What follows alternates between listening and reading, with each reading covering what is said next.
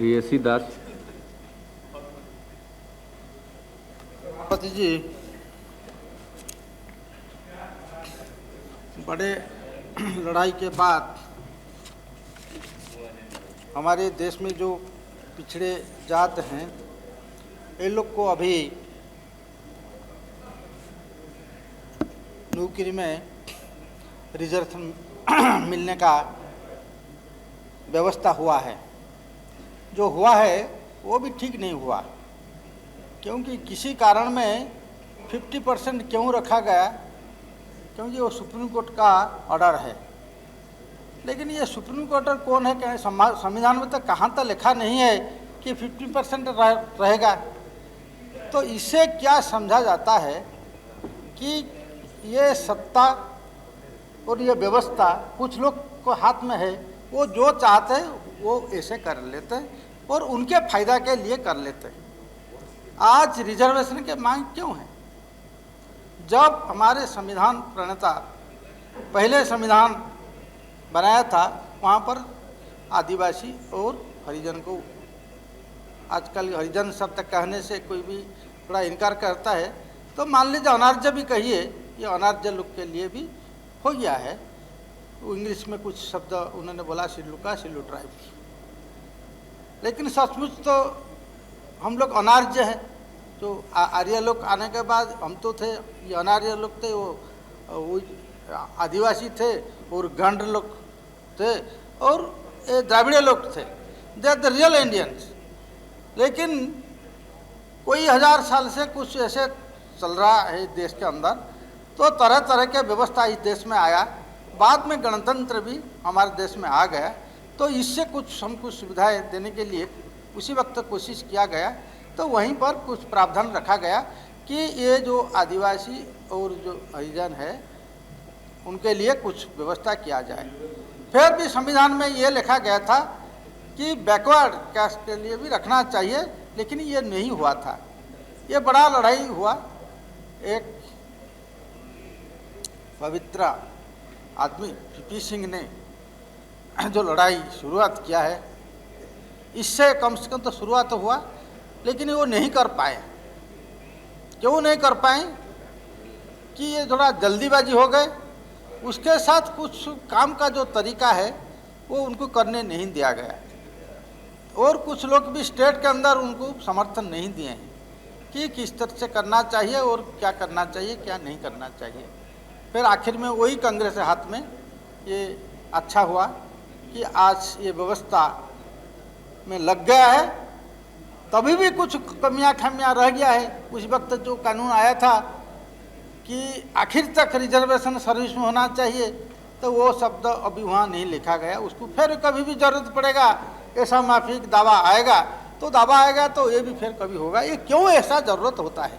हमारे देश में जात पात है, कोई बोलेगा हम जात पात तोड़ेंगे, जो जात पात तोड़ने के बाद कहते हैं यही जात पात के बाद उनके, क्योंकि उन्होंने ये सृष्टि किया और उनको ये लोग को बचा के रखना चाहता है। अगर ये होते तो मेरे ख्याल से हमारा देश इतना पीछे नहीं होता, अगर यहाँ जात पात नहीं होते। जिस देश में जात पात नहीं है, ये देश बहुत आगे हैं और सब कुछ उनसे हम लोग मांगे हैं और बड़ो कर रहे हैं। सब चीज़ें, शिक्षा हो, टेक्निकी हो, टेक्नोलॉजी हो, कुछ भी हो, जितने जितने साइंस टेक्नोलॉजी वगैरह सब हम आज भी हम लोग को बड़ो कर रहे हैं कि हम लोग वहाँ तक नहीं पहुँच पाए। दूसरे जैसे जैसे जहाँ पर कोई जात पात नहीं है वहाँ इतना गए हैं। तो एक देश है हमारा, ये जात पात का देश है। वो जात पात को तोड़ने वाले जो हो वो सिर्फ कहते हैं, कुछ लोग भी करते हैं, लेकिन ये ज़्यादा तादाद पर नहीं हुआ, जिसी वजह से आज भी ये फिर भी उसको इसी ढंग से भी चलाते रहते हैं। तो रिजर्वेशन की तो जहाँ पर सर्विस में थोड़ा तो हो गया है, लेकिन असल बात है वहीं पर नहीं है कि जो लोग कानून बनाते हैं ये लोग कौन है, कौन इधर आता है। इसी स्थिति में आज हम लोग अगर विचार करें तो ये लोग जो आते हैं ये खोद के लिए ज़्यादा काम कर लेते हैं, और कुछ लोग होते हैं हम लोग तो लड़ने वाले, हम तो खेल खेलने वाले, हम लोग खेल खेलते हैं, और कुछ लोग खिलाते हैं। जो खिलाते हैं यही लोग ज़्यादा फायदा लेते हैं। और यही लोग चाहते हैं कि किस तरह से हमारा आदमी वहाँ रहे। तो इस वास्ते उनका जो मतलब की बात है, उनका जो मतलब का है, ऐसे मतलब के आदमी ये लोग वहाँ भेजते हैं जहाँ पर कानून बनता है, संविधान बनता है। अगर व्यवस्था जैसे जैसे परिवर्तन होता जाता है, देखिए 71 में एक बड़ी बात हुआ कि हमारा संविधान प्रियम्बल में हमने सोशलिस्ट शब्द लगा दिया। चाहे सोशलिस्ट शब्द लगा दिया हो, लेकिन हम एक पूंजीवादी व्यवस्था के एक हम दास हैं। अभी भी वही पूंजीवादी व्यवस्था अभी भी है। तो पूंजीवादी व्यवस्था में जहाँ पर शोषण का प्रक्रिया खूब बड़ेपन पर है, उसको आप कैसे तोड़ सकते हैं? तो शोषण का व्यवस्था तोड़ने के लिए कोई भी व्यवस्था किया गया है। हमारे देश के पहले जो कुछ शोषण का व्यवस्था, क्योंकि जमीन आधार से कोई लोग आगे बढ़ते आए हैं, तो जमीन के बाद फिर अभी नौकरी में आगे फिर बढ़ते हैं। जो पहले बात था वाणिज्य वसति लक्ष्मी तदोधन कृषि कर्माणी तदोधन राजकर्माणी भिक्षा न बेच। अभी राजकर्माणी नंबर 1 हो गया। वो कृषि और आपका शिल्प, ये वाणिज्य वगैरह वगैरह ये सब अभी पीछे आ गया, अभी ये आगे चला गया है। और यही लोग है जो लोग यही लोग भेजते हैं, उनके लोग सब जगह में है, चाहे सुप्रीम कोर्ट में हो, चाहे पार्लियामेंट में हो, यही लोग होते हैं और उनके मतलब की बात कर लेते हैं कि यही लोग अपने आप बढ़ते जाते हैं। कहिए साहब, अभी हमने 86,000 करोड़ हमने खर्चे किया IRDP में। बिलो पॉवर्टी लाइन पर जो लोग थे उसको आगे उठाने के लिए मैंने जब चेयरमैन था SC/ST वेलफेयर कमेटी में, अभी भी मैं देखता हूँ, उसी वक्त भी गांव गांव घूम के देखे हैं। मेरे को ये लोग कहते थे क्यों आप इसके पीछे पड़े हैं? मैंने बोला देखो, हम तक के गरीब के घर में जन्म हुआ है, चाहे किसी का कैसे मैं इधर आ गया मेरे को पता नहीं है, लेकिन 5 मरतबा तो इधर आ गया, मेरे 25 साल इधर पार्लियामेंट में हो गया है। लेकिन हम देखते हैं कि हमारे गरीब भाई जैसे गरीबी रहते हैं, ये बिलो पॉवर्टी लाइन पर मेरे को कोई 2-4 आदमी एक ब्लॉक में दिखा सकता है who has crossed the poverty line after getting this assistant? Can anybody show me? Because in my constituency I have seen, in my constituency there are 12 blocks and I am visiting many villages. Even my village is a very small village, and there I have seen nobody has crossed the poverty line, though we have spent about 86,000 crores both center and states. ये आंकड़ा मेरे पास है, ये आंकड़ा अभी भी मेरे पास मौजूद है। लेकिन क्यों ये लोग आगे उठे नहीं है? क्योंकि शोषण प्रक्रिया ऐसा है, यही जो लोग शहर के अंदर रहते हैं, जो लोग पार्लियामेंट चलाते हैं, जो लोग कानून बनाते हैं, यही लोग घर के पर घर बड़े आदमी होते होते जाते हैं, सारा चीज एक्वायर कर लेते हैं। चाहे हम सुबह से रात तक, एक जो परिवार है गांव में, हम लोग जो खेती में काम करते हैं, सुबह 4 बजे पहले उठ के पहले गाय को देखते हैं कि गाय को बाहर उसको खाना पीना खिलाते, बच्चे को देखते हैं, मर्द चला जाते हैं काम को, उनके लिए खाना पीना बनाते, फिर लकड़ी का, क्योंकि फूल का तो उसको संग्रह करना, कुछ साग सब्जी वो भी संग्रह करना, औरत लोग दिन भर फिर गाय को दूध निकालना, फिर दूध को फिर कुछ गर्म करना, फिर भी धान वगैरह को फिर ये कर, ऐसा करके रात को 12 बजे जब एक बार फिर जाके गौशाला देखते हैं गाय बकरा हमारा ठीक या नहीं, तब आके सोते, फिर सुबह उठ के लग जाते सारे परिवार। अगर धूप के वक्त भी हम देखते हैं जहाँ बैठ के 4-10 आदमी काम करते, वहाँ भी काम करते, वहाँ कोई रस्सी का काम करता है, दूसरे जिससे कोई लाइट का आवश्यकता नहीं है, आलोक का आवश्यकता, वहाँ भी कुछ कोई लोग काम करते। इतना काम करते हुए कोई आज क्यों आगे नहीं बढ़े? Who are they? जे सबको खाना खिलाता है, जो गांव में है, जो गरीब है।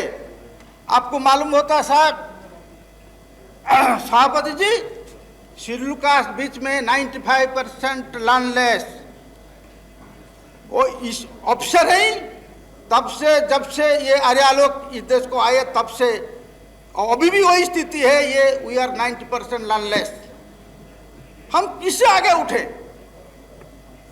और इसी वजह से ये आज धीरे धीरे जब देश बढ़ता है, अवेयरनेस थोड़ा सा आ गया है, पढ़े लिखे लोग आ गए हैं, आज उनका दावा करना शुरुआत हो गया है।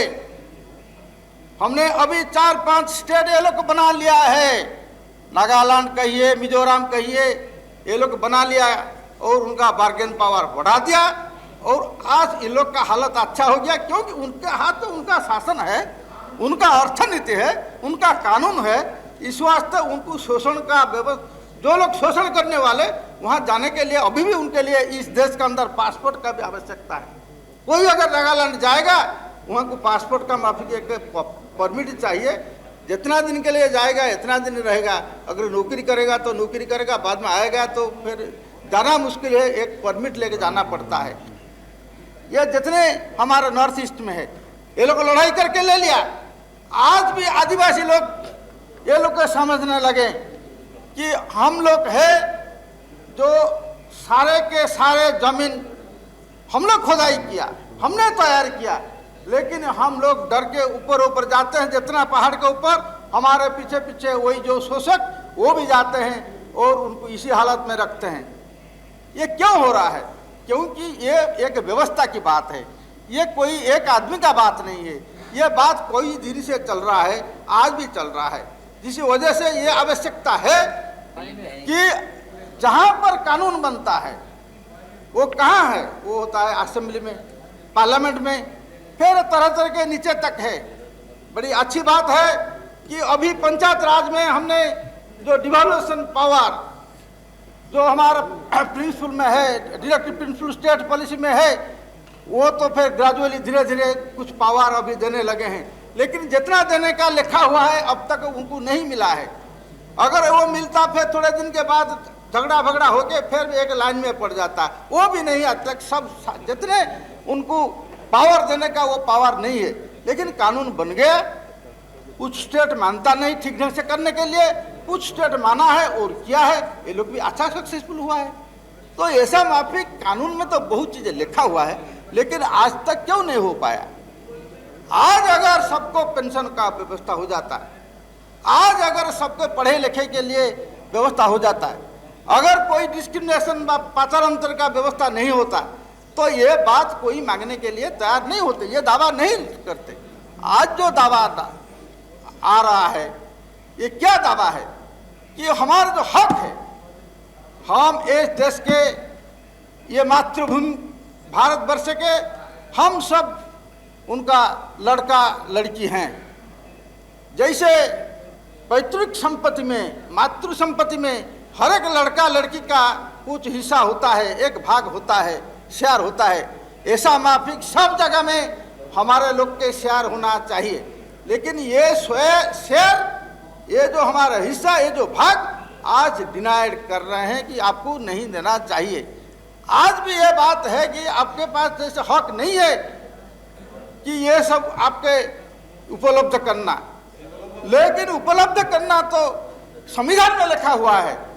संविधान में जिसी ढंग से लिखा गया, डायरेक्टिव प्रिंसिपल स्टेट पॉलिसी में, आप सभापति अच्छी तरह से मालूम है, ऐसे कि उसको जो पढ़ लेगा वो एक बोलेंगे कि एक स्वर्ग राज्य है, इसमें कोई पात्र अंतर नहीं है। जो मेहनत करता सचमुच उनको आज कुछ नहीं मिलता। ये लोग आज भी गरीबी है, आज भी ये लोग भूखे रहते हैं, आज भी ये लोग को ऐसे भी भूखे रह के मरते भी। लेकिन कोई भी सरकार जो बाहर रहते हैं ये बोलते भूखे रहते हैं, फिर जब सरकार को आ जाता है यही फिर मानते नहीं कि कोई भूखे नहीं मरे हैं, लेकिन भूखे भी आज भी मरते हैं। हम बचपन में देखा कितना भूखी था, इतना भूखे तो अभी नहीं है, थोड़ा सा चेंजेस, बहुत परिवर्तन हुआ है। तो परिवर्तन के साथ जिस तरह से परिवर्तन होता है, दूसरे दूसरे जैसे उनका जो हिस्सा या शेयर ले जाता है, ऐसा माफिक शेयर उनको दूसरे को देना चाहिए। आज ओबीसी को क्या जरूरत पड़ा? क्योंकि ये लोग देखें कि ये हमारे लोग जहाँ पर सचमुच आगे जाने का रास्ता है वो क्या है ना, सर्विस में एक चीज़ है, तो सर्विस में ये लोग का हिस्सा बहुत कम है। जैसे दूसरे वर्ग शेड्यूल कास्ट, शेड्यूल ट्राइब्स के छोड़कर दूसरे जो वर्ग उनको देखते हमें गांव के कि ये लोग भी और पीछे भी आज भी है पड़े हैं। क्यों ना अभी सर्विस या राज कर्ज ये पहला 1 नंबर हो गया है। क्यों हो गया? उनको 38 बेनिफिट अभी लिखा गया है। क्या क्या बेनिफिट लेंगे? There are 35 benefits already they are getting. एक अलिखित है। एक दिन हम लोग बैठ के लिखा था अलिखित में क्या क्या हो सकता, हम 45 तक गए, बाद में लिखे नहीं कि क्या क्या और बेनिफिट वो ले सकते हैं। जो अलिखित रहता है वो लोग ज़्यादा लेते हैं। तो अगर यही व्यवस्था उनके लिए है तो यही व्यवस्था दूसरे के लिए नहीं क्यों नहीं कर पाते? क्यों? एक बार नौकरी में आने के लिए हम तो सबसे बोलते हैं कि ग्रुप डी में जो भरने के वक्त पियन, जाने के वक्त पियन, वही को देखो उनका भी अगर ये कोई आखिर तक उनको पेंशन, वो अगर आगे मरे तो उनका वाइफ को मिलता है। तो क्या ये देश में जो कृषक है, जो हाँ कृषक भी अच्छी शब्द है, संस्कृत शब्द किसान है, ऐसे माफिक और दूसरे धंधा में है। चाहे हमारे गांव के अंदर जो रहते हैं, चाहे बार हो, चाहे कुछ ऐसे सुन्नकार हो, और दूसरे बहुत वर्ग है जो दूध निकालने वाले हो, तो ऐसे माफिक जो लोग होते हैं, ये लोग का कंट्रीब्यूशन ये देश के लिए बहुत बड़े कंट्रीब्यूशन है। लेकिन उनका कंट्रीब्यूशन को आज ठीक ढंग से उनको कुछ सहूलियत नहीं दिया जाता, जिसकी वजह से आज तरह तरह के मांग आ रहा है। और ये मांग के लिए अभी लड़ाई शुरू हो गया है। और आज देखिए कैसे झारखंड वाले उनका भी एक काउंसिल बना लिया है। ये हर एक स्टेट के अंदर देखा जाता है कि कुछ एरिया में अच्छा काम हो रहा है, कुछ एरिया में कम काम हो रहा है। ये अगर डिस्क्रिमिनेशन नहीं रहता तो फिर ये बात नहीं उठता। लेकिन डिस्क्रिमिनेशन है। जो आता है पहले उनके बारे में खोज देखता है, उनका कम्युनिटी के बारे में खोज देखते हैं। इस वक्त आज की एक ज़रूरत है कि अभी हमारे के.पी. राणे जी ने ये जो बिल लाया, तो ये बिल तो एक चर्चा के विषय है, एक अच्छा चर्चा के विषय। क्यों उनको नहीं दिया जाएगा? अगर ये लोग के बीच में कोई पार्लियामेंट में आएंगे, हम schedule caste, schedule tribe, we are 40%, they are also more than that, तो ऐसा हो जाएगा तो फिर 15% लोग, सबको लोग शासन कर रहे हैं। और जो कानून बनाते हैं सब लोगों को मानना पड़ता है, क्योंकि ये पार्टी सिस्टम गवर्नमेंट है, ये डेमोक्रेसी का एक हिस्सा है। तो जिसी वजह से यही लोग सब कुछ ले जाते हैं। और तो ऐसा माफिक ये एक वक्त आएगा, कि किस वक्त आएगा पता नहीं है, जब नौजवान निकलेंगे, पढ़े लिखे लोग जिसको नौकरी नहीं मिलता, जिसको कोई धंधा नहीं मिलता, अगर ये लोग भी देखेंगे कि हम ये देश के एक नागरिक है और हमारा अधिकार हमको नहीं मिल रहा है, ये जरूर है कि लड़ाई होगा। फिर लड़ाई के बाद में और भी कुछ हो सकता है। क्या होगा क्या नहीं होगा ये नहीं है, एक वक्त की बात है। एक वक्त था वो ओबीसी लोग ने बहुत, हमारे जो पिछड़े लोग लड़े, उनका हक उन्होंने लेने के लिए अभी कोशिश किया, थोड़ा हो गया है। फिर अभी हमारा ये अभी एक दावा अभी शुरुआत हो गया है। कम से कम कांग्रेस के पार्टी के तरफ से राणा यादव ने ये किया, इससे और क्या हो सकता है? कम से कम दावा तो यहीं से शुरू हुआ है कि उनका होना चाहिए कि सब जगह में हमारा रिजर्वेशन, चाहे पार्लियामेंट में हो, चाहे राज्यसभा में हो, चाहे आपका जो स्टेट के अंदर एक क्या होता है उसको, सब जगह में, जहाँ पर पंचायत में तो अभी हो गया है, पंचायत में, लेकिन ओबीसी के लिए नहीं है, लेकिन औरत के लिए अभी हो गया है। लेकिन ऐसा माफिक जहाँ पर शासन का बात आता है, जहाँ पर इलेक्शन का बात आता है, जहाँ पर वोट का बात आता है, वहीं पर सब जगह में ये लोग का, उनके जो पॉपुलेशन के जितने हैं, पॉपुलेशन के माफिक, उनको जरूर ही उनका हिस्सा होना चाहिए। और ये जो 50% रखे हैं, ये 50% के लिए अभी कि 50% सिर्फ रिजर्वेशन होगा और 50% नहीं होगा, वो सब लोग लेंगे। वो लोग कौन है? तो ओनली 15% के लिए 50, और हम जो 85% रहेंगे हमारे लिए 50। और वो लोग तो उनका बाल बच्चा जो होगा, बुढ़ा बुढ़ी, सबको नौकरी होने के बाद और आदमी बचते हैं। ये लोग बड़ा खुश है, ये लोग अभी बड़े खुश है। और हमारे पास कोई कास्ट का लड़का मेरे पास है, वो बोलता हमारे लोगों का प्रॉब्लम नहीं है। हमारे और सब जाने के बाद तभी भी हमारा आदमी बचेगा, हमको मिलेगा नहीं, क्योंकि हम तो वी आर ओनली 15%। तो प्रॉपोर्शनल होना चाहिए, ये संविधान में कहाँ लिखा नहीं 50%। ये कौन है आपका सुप्रीम कोर्ट, वो क्यों लिख दिया? क्योंकि वहाँ पर वही उच्च वर्ग के आदमी है, वही पूंजीपति के लोग हैं, ये लोग जो है इस वास्ते उन्होंने जो लिख दिया उसको मानना पड़ता है। तो उसको क्यों ये पार्लियामेंट में चेंज नहीं कर सकते? पार्लियामेंट में ये भी होना चाहिए कि ये उनका कोई हक नहीं है, ये उनको एनालिसिस करना उनका हक है, तर्जमा करना उनका हक है, लेकिन ये हक नहीं कि किसका हक छोड़ के थोड़े लोग को ज़्यादा दे और ज़्यादा लोग को कम दे। तो ये कैसे न्याय? ये जो न्याय होता है, क्योंकि हम जिस देश में है इसमें सचमुच पातर अंतर का व्यवस्था है और एक पूंजीवादी व्यवस्था अभी भी चल रहा है, शोषण का व्यवस्था उसके अंदर है, वो शोषण तरह तरह के शोषण चलता है।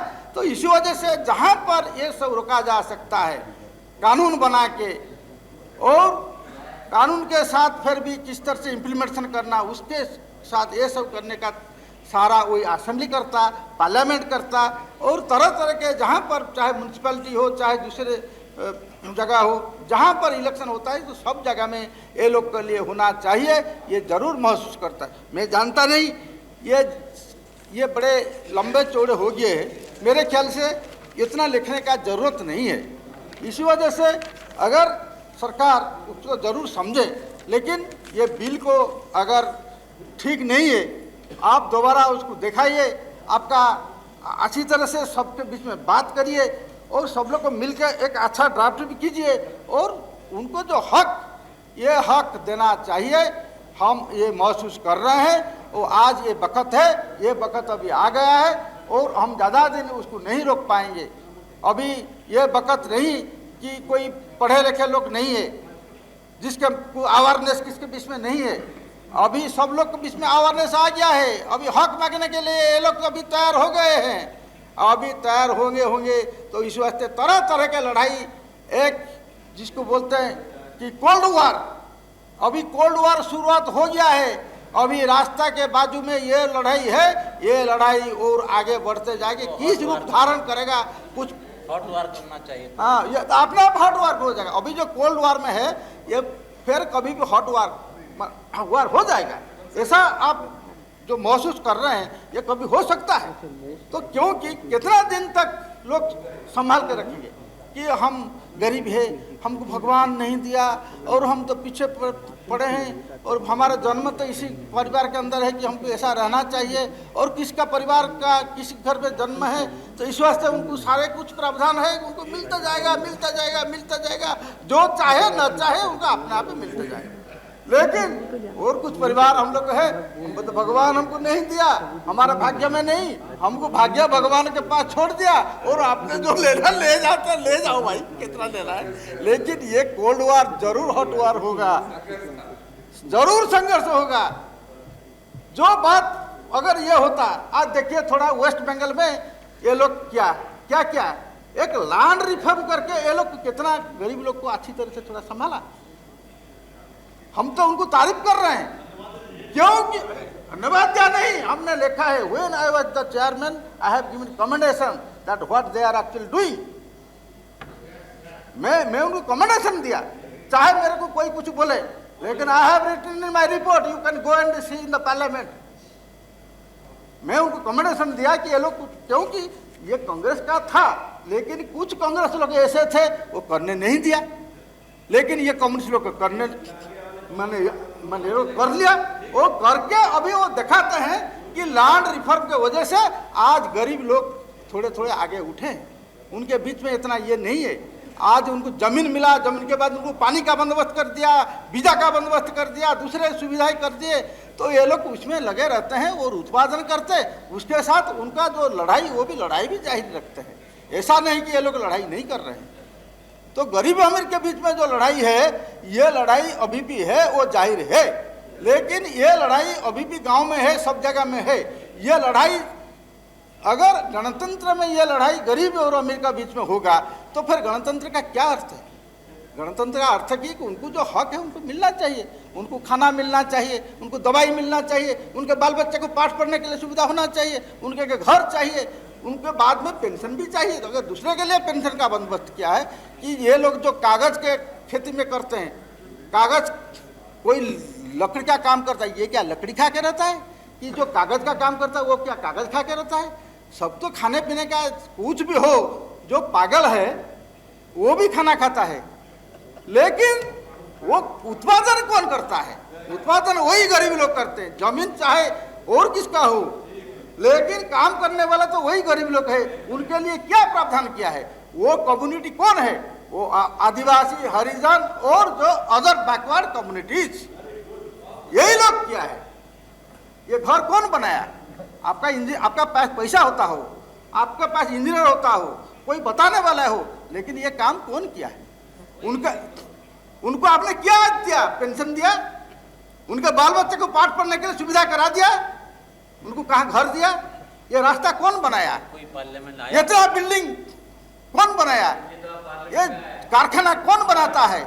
सब यही लोग है जो लोग करते हैं। लेकिन वो लोग का अगर हक नहीं है तो उनको हक लेने के लिए आज भी सब जगह में अगर इनका आदमी यहाँ तक आ जाते हैं जहाँ पर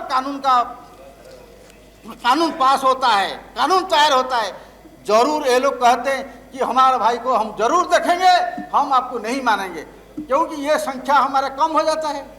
इस वक्त हमारा संख्या ज़्यादा हो जाने से हम जरूर हमारा काम करवा लेते हैं।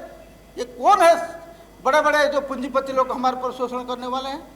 हमारे गांव में कितना सुविधा था कि कोई अगर गए हम उनको एक नींबू और शरबत करके देते। आज कोका कोला हमारा, अरे जाओ जाओ एक कोका कोला ले आओ, एक फेंटा ले आओ 7-8 रुपये का।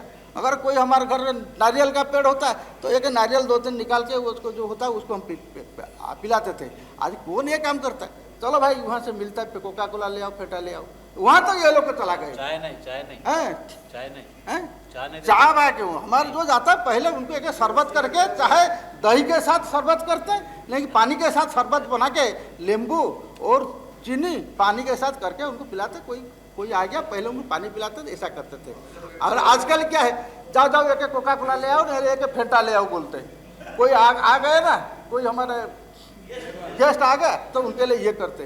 तो किस तरह से शोषण आज क्या टीवी में हो रहा है, कितना प्रचार ये लोग क्या हो रहा है, जिससे देख के देखिए एक ये आलू का, इतने आलू को 10 रुपया लेता है, उसके ऊपर इतना लाल माने इतना सुंदर कर देते, बच्चे लोग रो के उनका पिताजी को तंग करते, पिताजी मेरे को इसमें चाहिए, मेरे को ऐसे चाहिए। उसके अंदर माने 50 पैसा का एक टमाटर एक पोटैटो का चिप्स है, लेकिन उसमें हवा जाता है और ऊपर से बड़ा रंग है, लेकिन उसके लिए हम रो के बच्चे को देना पड़ता है, 10 रुपया खर्च करना पड़ता है। ये क्या शोषण नहीं है? क्या ये इच्छा माफी शोषण हम नहीं रख पाएंगे? ये तो कभी कभी कोई करते हैं, सब लोग नहीं करते कुछ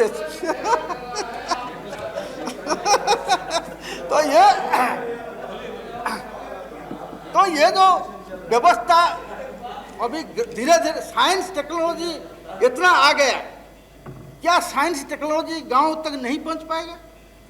क्योंकि जो हमारे बिलो पॉवर्टी लाइन पर आदमी है, कम जमीन है, उनसे क्या ज़्यादा उत्पादन करके रोजी 100-150 रुपया नहीं कमा सकते?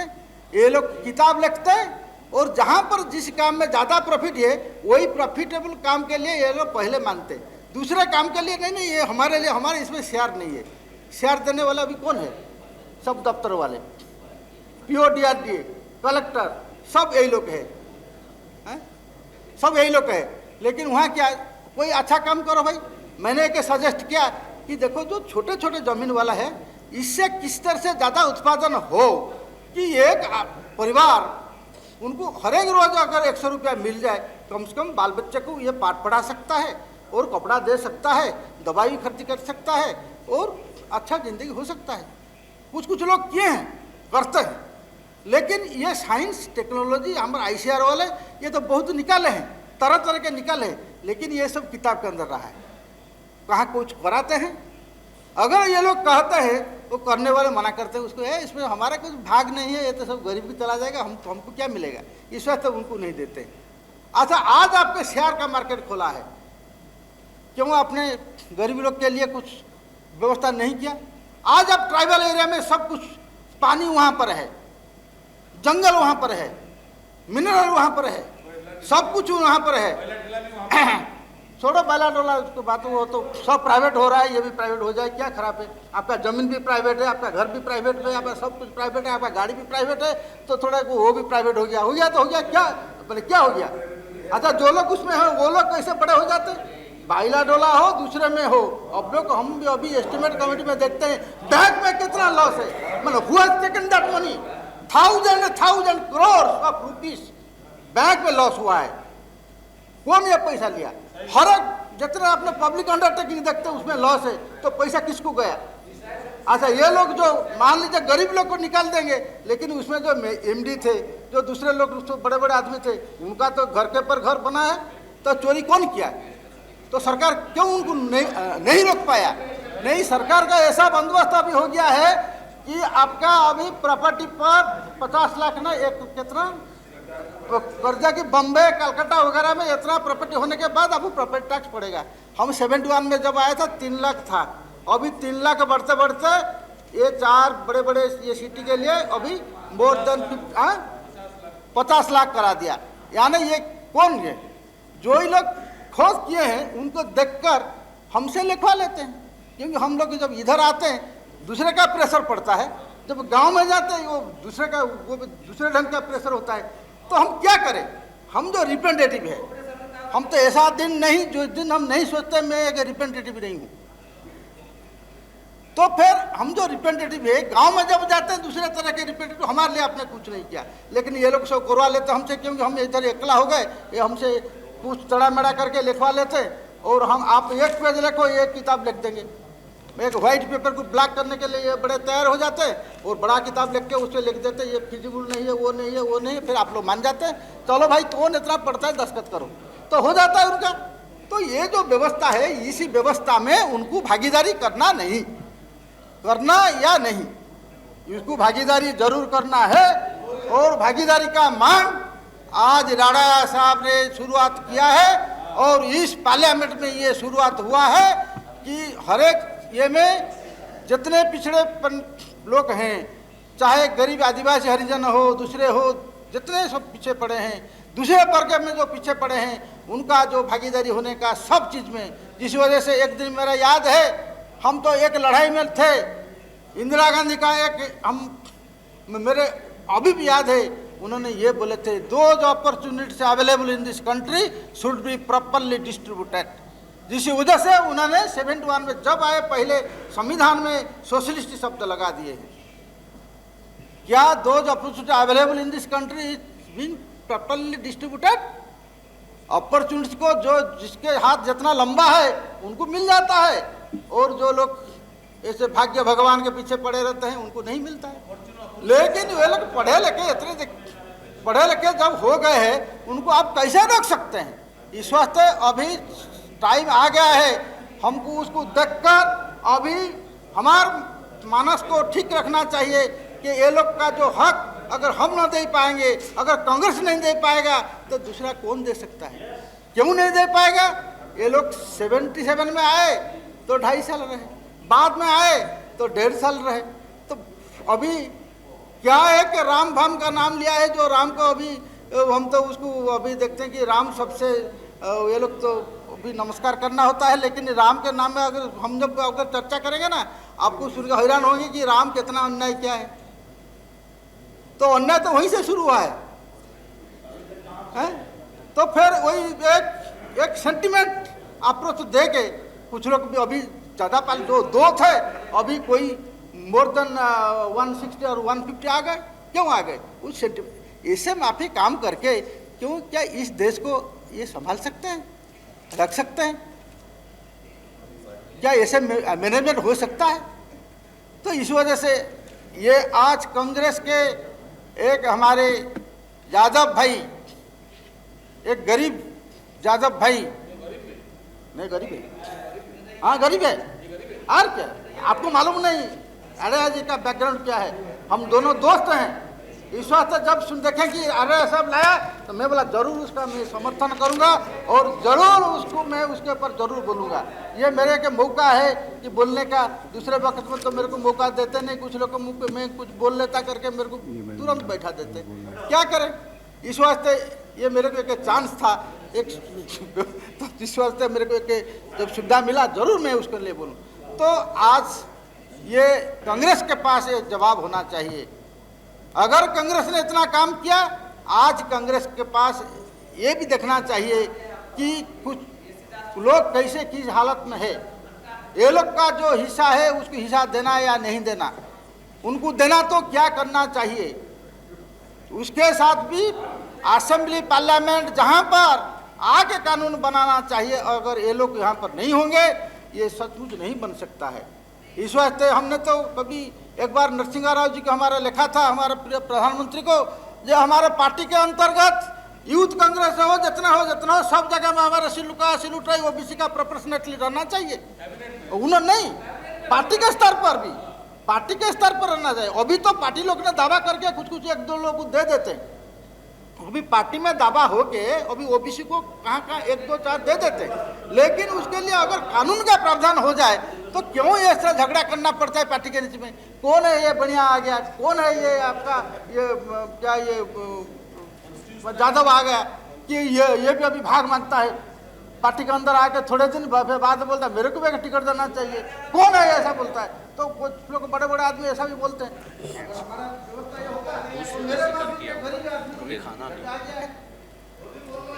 और हम जब आ गए तो फिर हमारा काम तो हमारे गर्व के लिए कुछ करना चाहिए। देखते हैं, मैं बहुत कोशिश किया लेकिन नहीं हो पाता। मैं अकेला क्या करूं? कुछ लोग हमको मदद नहीं करते, मेरे को कोई साथी नहीं देता, तो मैं फिर जब पार्टी के हैं तो पार्टी को फिर मानना पड़ता है। तो मेरे को सिर्फ दावा करना वही दावा मैं करता रहता हूँ, आज भी दावा करता हूँ। आप एक सेकंड सुनिए, आपके विचार तो बहुत अच्छे हैं जो आप व्यक्त कर रहे हैं, परंतु जो समय निर्धारित है वो समाप्त होने जा रहा है। बहुत अभी प्रवक्ता बैठे, आपका घंटी नहीं बजा था ना, मैंने बोला भी मेरे को टाइम दे रहे करके, ठीक है। लेकिन जो कठिनाई है वो ये है कि बहुत बोलने वाले हैं। अगर आप सारांश में खत्म कर दीजिए। हम और एक मिनट बोल के बंद कर दें, हमारा क्या जाता है। तो इस वजह से आज ये विधेयक एक अच्छा विधेयक है।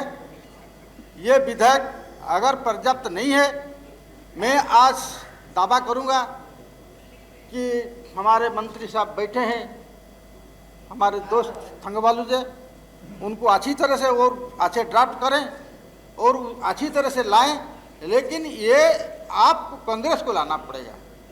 अगर कांग्रेस सचमुच किसका रक्षा करता हो, आज गरीब लोग का रक्षा करता, पहले से आज तक एक दावा है कि ये गरीब के पीछे खड़ा रहते हैं, ये उनका सेवियर है। सचमुच उनका ये सेवियर के नाम पे दूसरे जो पहले अभी थोड़ा गड़बड़ हो जाता है, क्योंकि कुछ नए लोग ऐसे आते हैं, वही लोग खुद भी गड़बड़ कराते हैं जात पात के नाम पर, कुछ नाम पर वो करते हैं। लेकिन उसका जो पुराना नाम है कि Congress is the saviour of the poor, down trodden, tribals, Harijans, backwards, अभी यही उसको दोहराने के लिए आज ये बिल लाए और जो सुविधाएं देने का है सारा हिंदुस्तान में जैसे दूसरे लोग को ले जाते हैं, ये सुविधा के साथ ये कानून को मान ले। और अगर ये पर्याप्त नहीं समझे तो फिर उसको ठीक ढंग से ड्राफ्ट करिए। आपके पास बहुत आदमी है और हम लोग से सब लोग से थोड़ा सलाह लेके अच्छा ड्राफ्ट करके उसको लाना चाहिए कि फिर ये अगर हो जाए तो मेरे ख्याल से ये देश का बड़ा कल्याण होगा। और ये देश जिस ढंग से जा रहा है इसे ज़रूर रोक सकता है। ये संविधान का बीच में वही कहा जाता है। इस वास्ते मैं एक समर्थन करता हूँ और सरकार को कहता हूँ कि ये सरकार उसको और अच्छी तरह से गौर करे और देखें, ठीक तरह से उसको ड्राफ्ट करके इस सदन में लाएं। Thank you very much. धन्यवाद। धन्यवाद डॉक्टर साहब।